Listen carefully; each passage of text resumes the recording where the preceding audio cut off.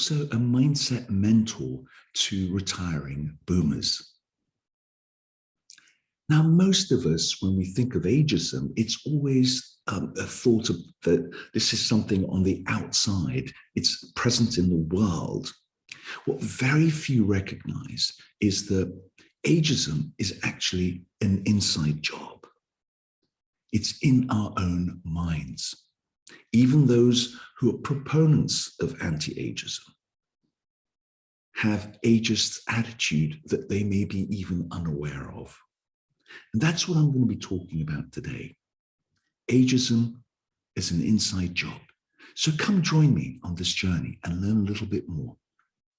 As in past ages, old age was revered. Not so today.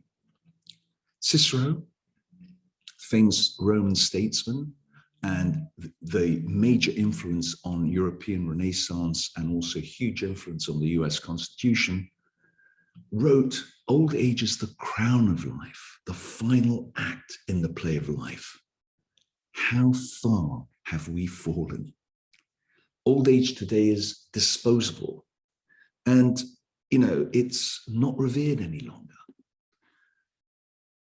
And in the past, it was revered because the qualities of old age offered wisdom, character, sober judgment. And really, it was about self-interest. You scratch my back, I'll scratch yours. What goes around comes around. You looked after old people because when you got old, others would look after you. Of course, we all know that's all gone out of the window now. And lastly, the word senes in itself meant old, yet you could see that the fact that they used the word senate and senators, who are generally people, elderly people, people of wisdom, that's how you know that Rome's highest council was revered.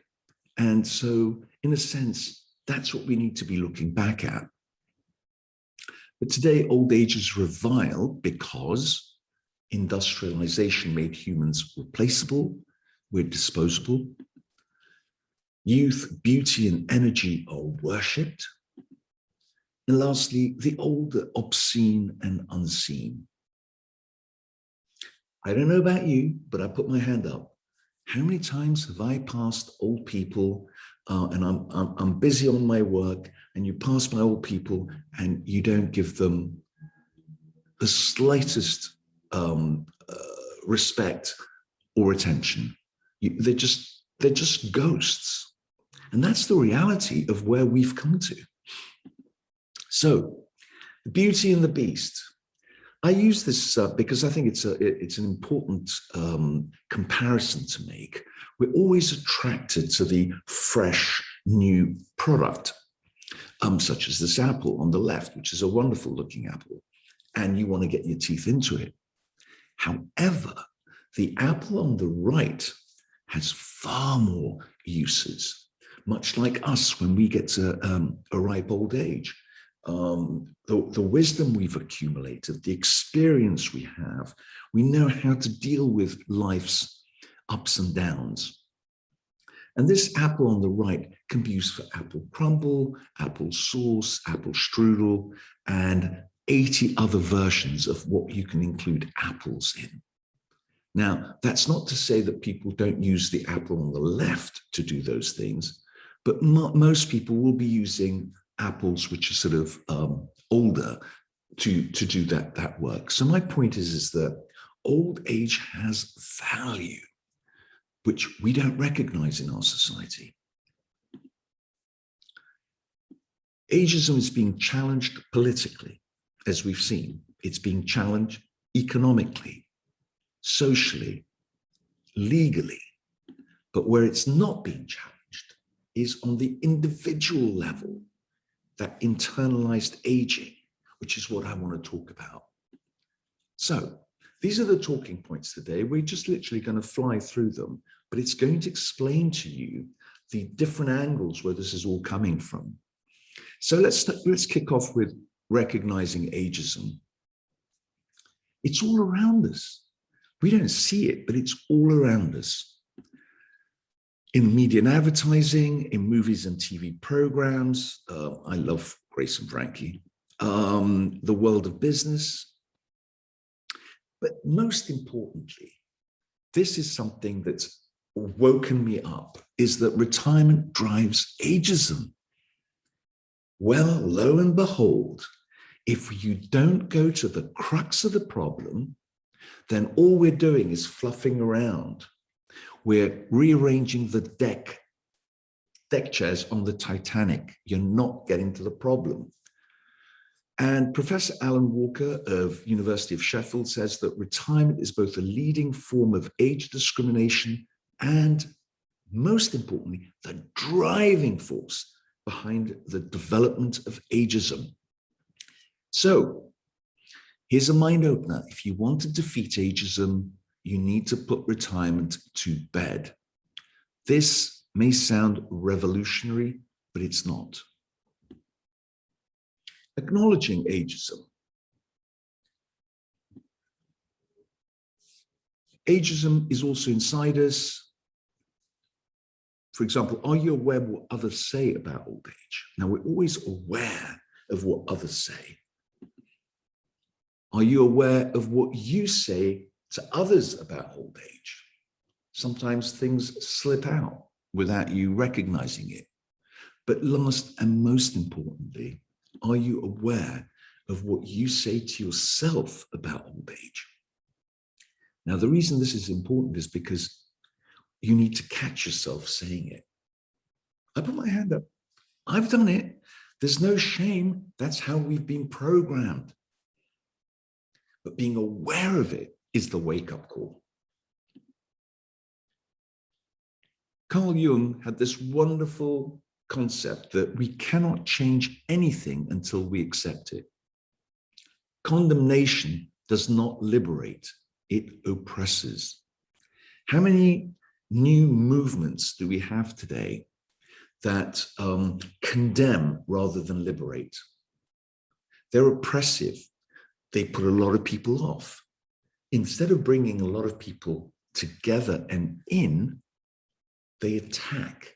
And when you attack, people take a step back. And so we need to accept that ageism is around us. We need to accept that this is the way we've been programmed. And when we accept that, it relaxes us to then see ways of changing it. And let's not forget, this population sector, the boomers, spend 60 cents in each dollar. You don't want to be ignoring this sector of the population. Some companies smell profits here, so they pay lip service. Okay, I mean, let's face it, it is pure lip service for the most part. It's not genuine. It's not genuine because it's still on the outside. It's for benefit. It's for increased profits. It's for visibility. It's to be identified with the idea. But this has not changed. And if this hasn't changed, the weeds will come up again. So moving beyond ageism, how do we move beyond ageism? You can only change yourself first. And, you know, we all know, and we've all done it, as I have. Everyone thinks of changing the world, but no one thinks of changing themselves. So before we can ask anyone else out there to change, we need to change ourselves. We need to be the example. How can you change yourself? Well, you change yourself when you create a life of purpose, passion, and prosperity. And for most retired people, this is something that they need to do in order to come out of their complacency in retirement. In terms of those who serve the boomer generation, you need to be passionate about what you do. And I'm not saying you're not, but I'm just saying that you need to have passion in what you do, because that's how the knife goes through butter. It is just slides through. So what are the challenges we face? The top 3 challenges, according to 30,000 people that I have surveyed through my quiz. Health issues, financial issues, and lack of purpose. Those are the three main pillars, as it were, of that retired folks face. And in a sense, this is kind of replicated and confirmed by the study that was done by Ken Seller's company and Ken Dickwald's company. They did this study called the 4 Pillars of Retirement, and essentially they came up with 4. Family was the one that I don't have here, which I'm going to take for granted is in there. And this is the result of that quiz, one of the quiz questions I had, which is, what's your single biggest challenge in retirement?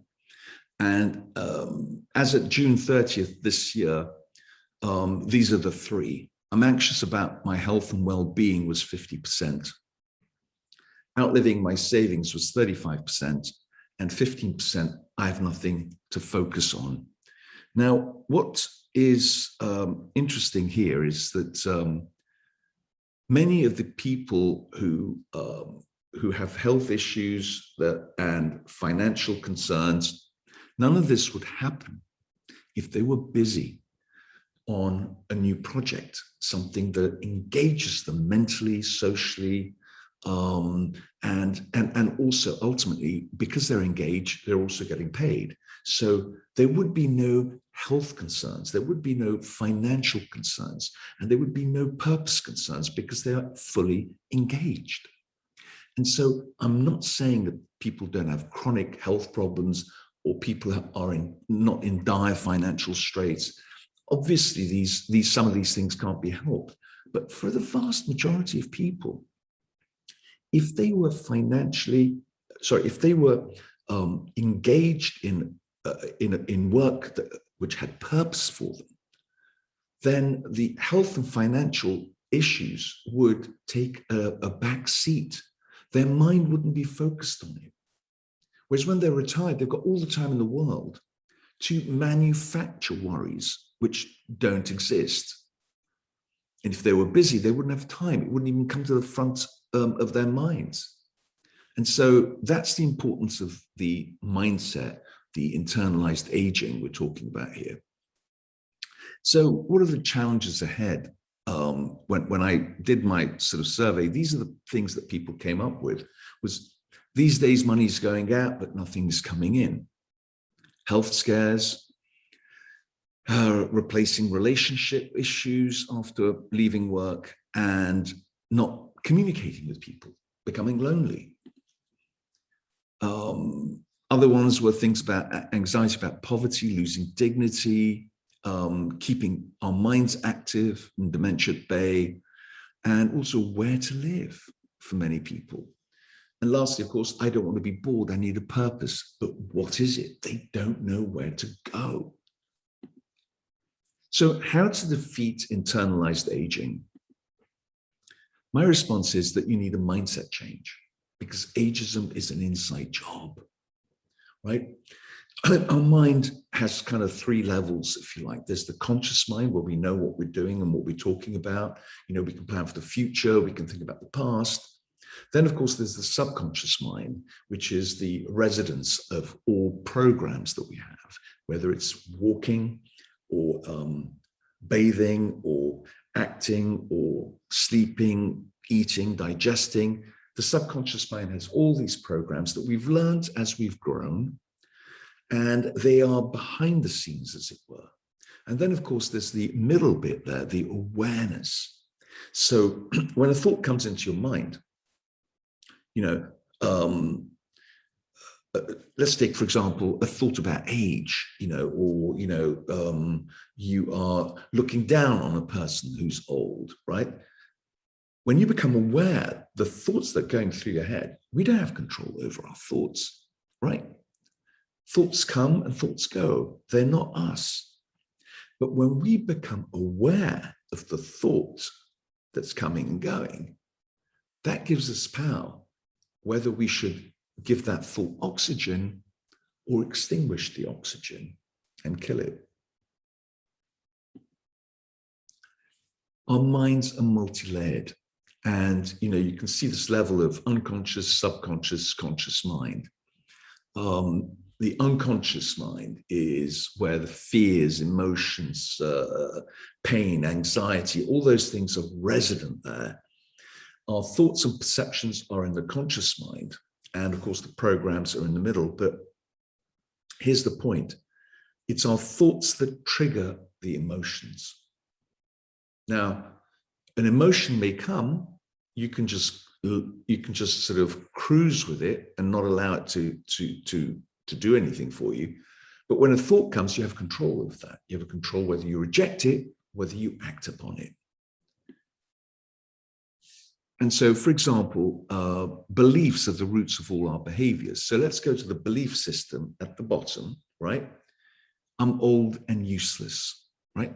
Internalized aging. I'm old and useless.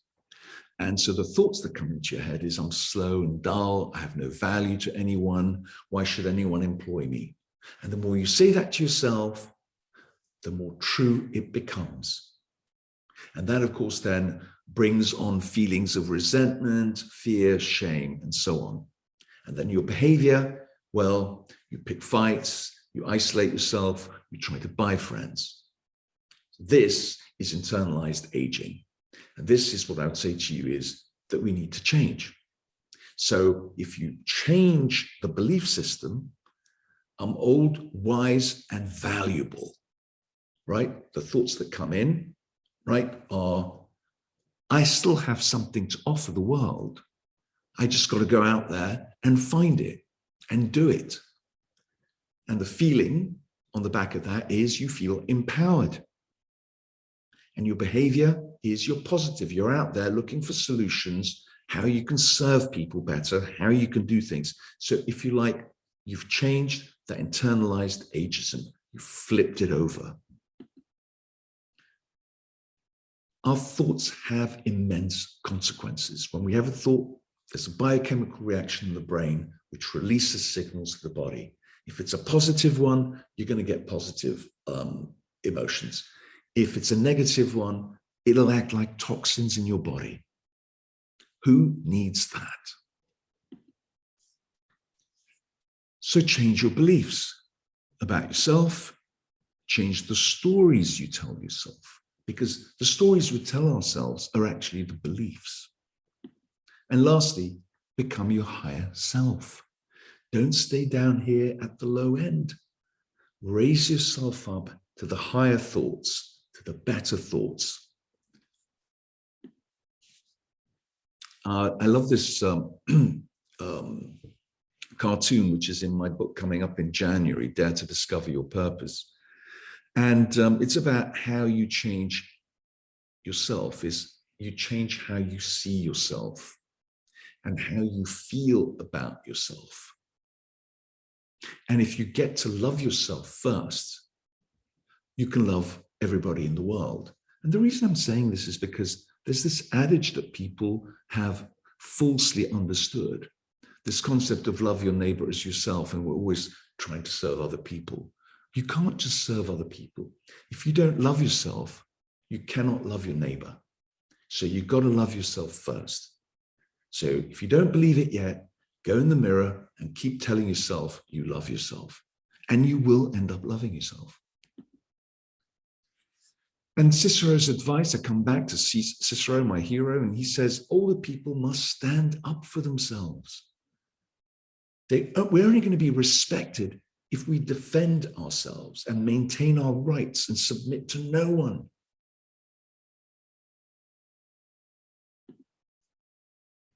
So I thank you. I hope you've got an inkling of how powerful and insidious ageism is in our heads and in our minds, and how we need to weed it out. Thank you for your time. And if you have any questions or you want to get in touch with me, you've got my details there. Many thanks indeed.